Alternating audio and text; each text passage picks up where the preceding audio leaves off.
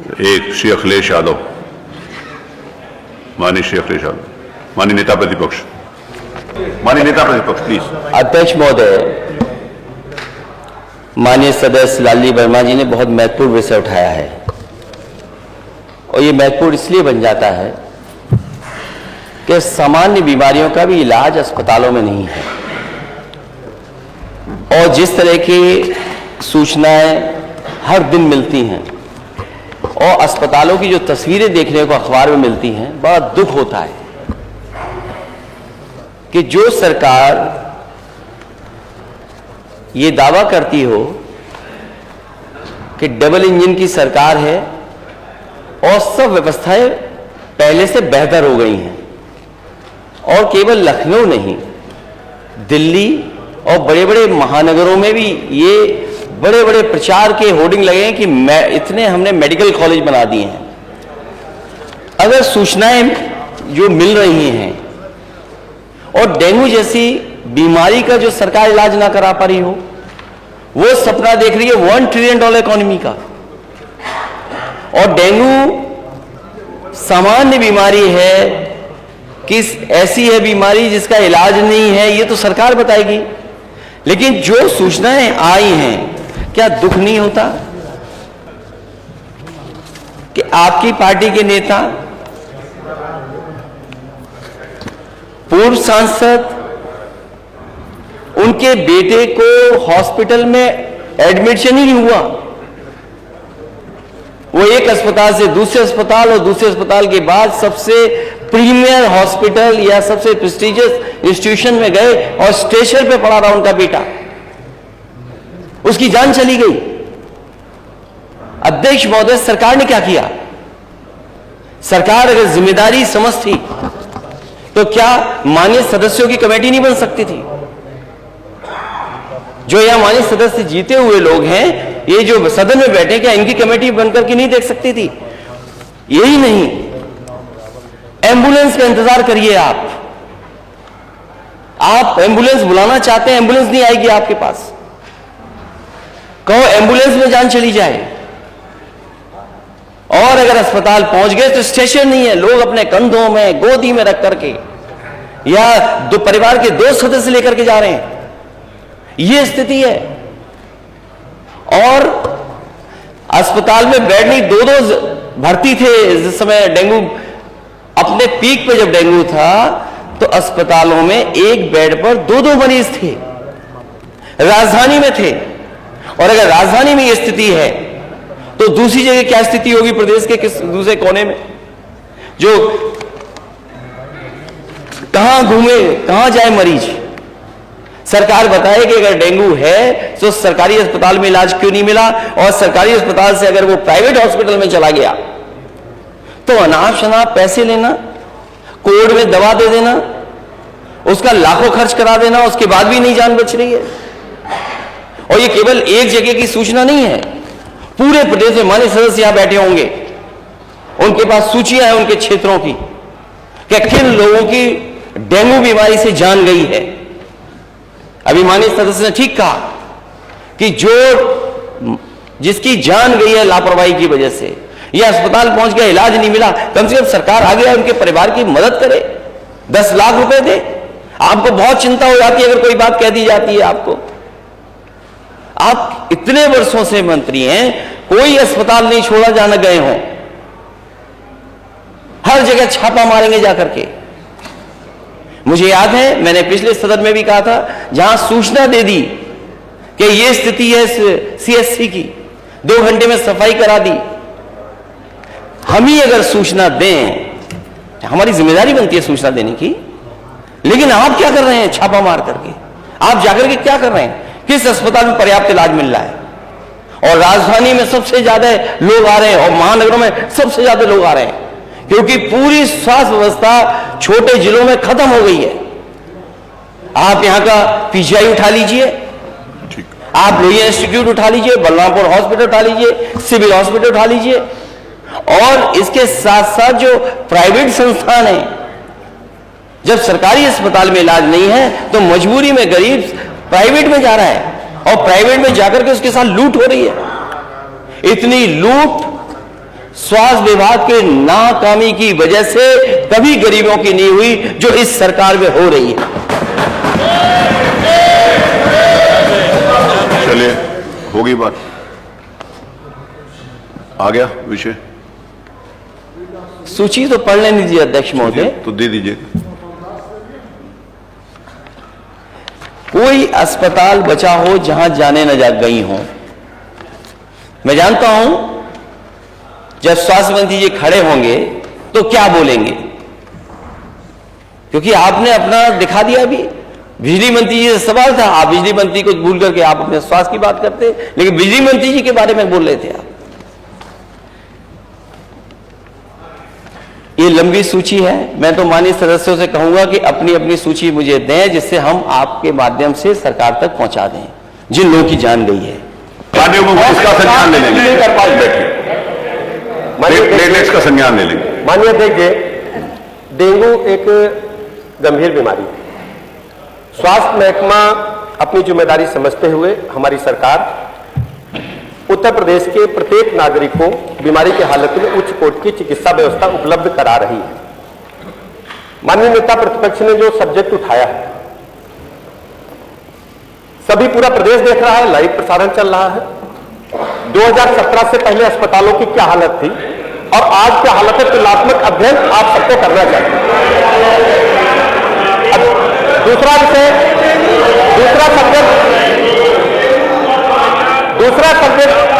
दूसरा मैं पॉइंट पे आता हूं। जिस डेंगू के विषय को उठाया है, 2017 से पहले संचारी रोग अभियान के बारे में उत्तर प्रदेश में किसी भी सरकार ने पॉइंट नहीं उठाया था। मैं दावे के साथ कहना चाहता हूं कि 2017 के बाद हमारी सरकार ने प्रदेश में वर्ष में 3 बार संचारी रोग अभियान चलाया। हमने 13 विभागों का समन्वय स्थापित किया है, 13 विभागों का समन्वय स्थापित किया है, जिसमें पंचायती राज, सुनिए प्लीज, नगर विकास। अब इनको अध्यक्ष जी संचारी रोग अभियान के बारे में नहीं पता है। दिक्कत क्या है, हमारे जो समाजवादी पार्टी साथी हैं, उनको क्षेत्र के बारे में ज्ञान नहीं है, उत्तर प्रदेश के डेवलपमेंट के बारे में ज्ञान नहीं है, उनके डीएनए में हल्ला मचाना है। आप सोचिए, आपने नियम बनाया है, पीठ सर्वोपरि होती, पीठ सर्वोच्च होती है, और मैंने नियम में पढ़ा है कि कोई भी व्यक्ति पर्चा पोस्टर बैनर लेकर के नहीं आएगा, और कोई सज्जन कुर्ते पे ही छपवा करके चले आए। अब आप कहना चाहते हैं, देखिए उधर देखिए, उधर देखिए, खड़े हो गए। ये अराजकता है, ये अराजकता है। मैं आपको बताना चाहता हूं, इन 13 विभागों के समन्वय के साथ जो मच्छर जनित रोग है, उनको पूरी तरह से समाप्त करने के लिए हमारी सरकार प्रतिबद्धता के साथ काम कर रही है। आपको पता होगा, माननीय मुख्यमंत्री जी के गृह जनपद में आपकी सरकार में इंसेफ्लाइटिस को लेकर के हजारों बच्चे काल कलवित होते थे, और संचारी रोग अभियान के चलाने के बाद आज हम उसको 100% कंट्रोल करने में सक्षम हुए। डेंगू का जहां तक सवाल है, मैं आपको बता दूं, लालजी वर्मा जी, आप सामने आपके बारे में बताऊंगा, मैं बता दूं, मैं बता रहा हूं, हमने टेस्टिंग बढ़ाई है। माननीय अध्यक्ष जी, हमने टेस्टिंग बढ़ाई है, हमने एंटीजन टेस्ट बढ़ाए हैं। जैसे ही बुखार की शिकायत मिलती है, एंटीजन टेस्ट करते हैं। हमने प्रत्येक जनपद में एलाइजा मशीन दी है। आपसे पहले एलाइजा मशीन क्या नहीं थी? आप लोग कहां से आ रहे थे? एलाइजी मशीन हमारे प्रत्येक जनपद में है, जिसमें डेंगू के प्लेटलेट्स की जानकारी होती है, डेंगू की पुष्टि होती है। हमने जांच का दायरा बढ़ाया है, हम प्रतिदिन लाखों जांच कर रहे हैं, और डेंगू के मरीज को चिन्हित करके उसे उच्च कोटि की चिकित्सा व्यवस्था उपलब्ध कराने का काम हमारी सरकार कर रही है। आपकी पीड़ा दूसरी है, आपकी पीड़ा बुखार नहीं है। अध्यक्ष जी, विपक्ष की पीड़ा बुखार नहीं है, विपक्ष की पीड़ा गरीब जनता नहीं है, विपक्ष की पीड़ा है हाय हुसैन हम ना हुए। हम लोग गांव में रहते थे, छाती ठोक ठोक के कहते हाय हुसैन हम ना हुए। पीड़ा इनकी यह है कि विपक्ष में बैठना नहीं जानते, राजकुमार है, इनको होश ही नहीं है कि लोकतंत्र में जनता सर्वोपरि होती है, जनता जिसे चाहेगी वही।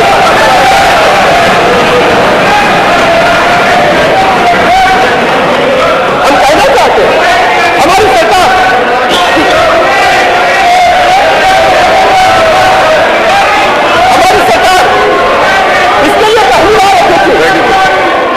इसके लिए पहली बार आपने कोई बात कही है तो उसका उत्तर भी दे सकते हैं।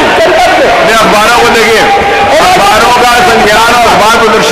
जाते मनोज पांडे जी, अखबारों का प्रदर्शन नहीं होता, आपको पता है, आपको मालूम है कि नहीं होता, उनको तो नहीं मालूम, आपको पता है कि नहीं होता।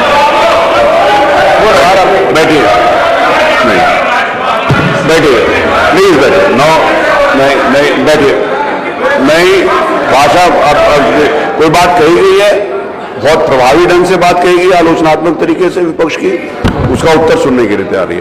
और ये जो दिखा रहे हैं मनोज पांडे जी, आपको इसलिए कह रहा हूं क्योंकि बाकी लोगों को नहीं मालूम होगा, अखबारों को नहीं दिखाया जाता विधानसभा में, ये आपको पता है, आगे से ये ना हो। माननीय नहीं वर्मा जी, ना पूरी बात आप जो बोल रहे थे बीच में कोई नहीं बोला ना, उनकी बात खत्म होने के बाद आप कुछ बोलेंगे तो सुनिए। स्वरविलास पोर्टल बनाया है, प्रत्येक केस की हम निगरानी करते हैं, उसमें दर्ज करते हैं। हर नागरिक को यदि वो चाहता है इस पोर्टल के माध्यम से एक एक मरीज का ब्यौरा हम एकत्र करते हैं कि कौन कौन मरीज डेंगू पॉजिटिव हुआ है। ये पहले, इससे पहले कभी भी प्रदेश में नहीं था। और इसमें साथ ही साथ हमने सरकारी और प्राइवेट अस्पतालों को भी इसमें शामिल किया है। और सबसे बड़ी बात यह है,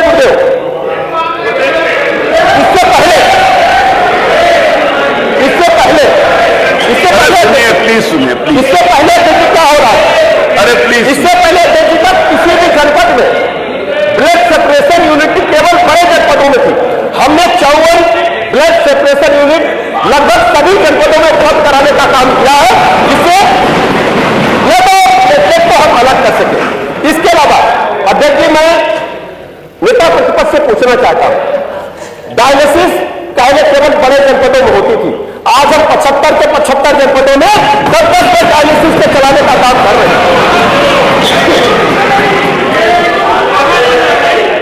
इसके अलावा हम प्रतिदिन,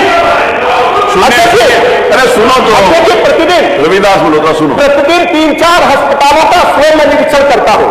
मैं प्रतिपक्ष के लोगों से पूछना चाहता हूं, इनके ये बताएं कि इनके स्वास्थ्य मंत्री पूरे 5 वर्ष में 5 अस्पतालों में गए, माननीय मुख्यमंत्री जी स्वयं गए। ये लोग जनता को गुमराह करके,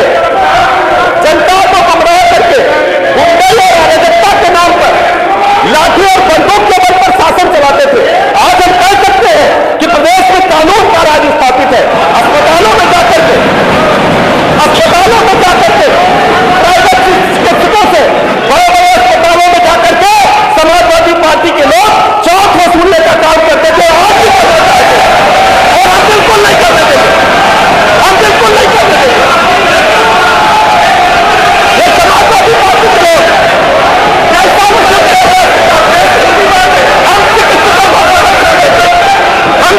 देने का काम करेंगे।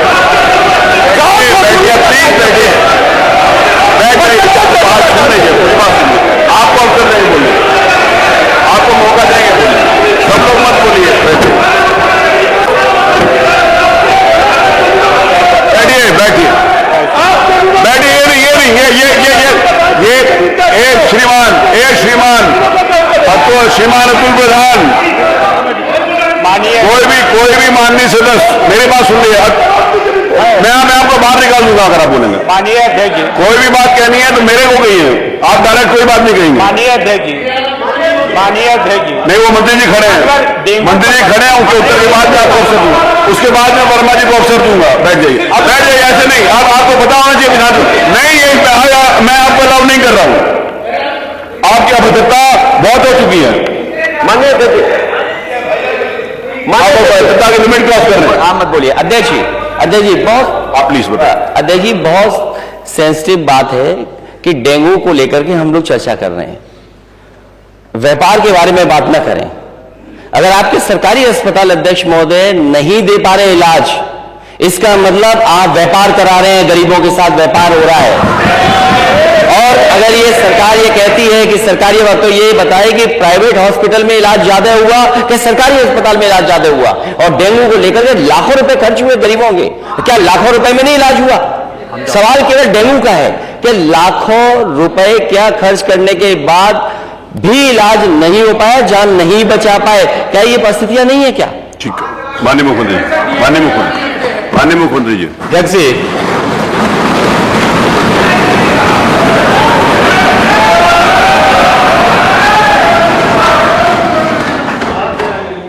जैसा प्रश्न होगा वैसे ही उत्तर भी आ रहा है।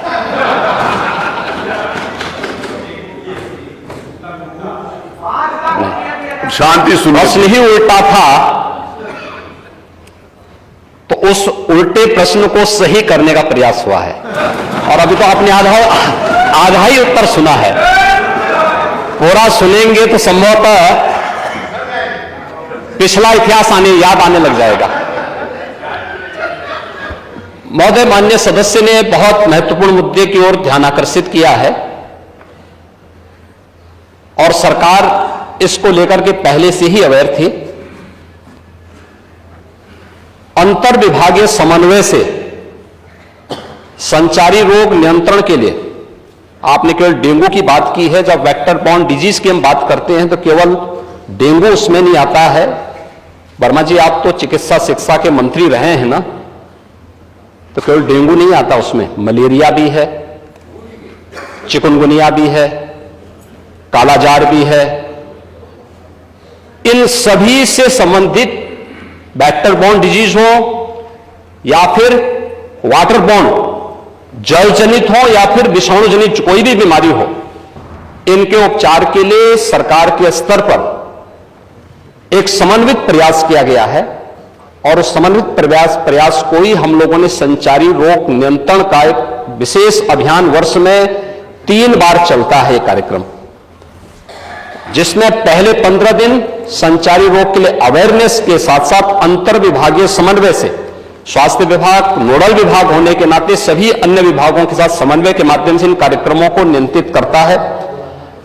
इसके बाद डोर टू डोर जाकर के दस्तक अभियान के माध्यम से कहीं भी कोई व्यक्ति जो बुखार से पीड़ित है, उस व्यक्ति को नजदीक के स्वास्थ्य केंद्र में उपचार की सुविधा दिलाने की व्यवस्था करना।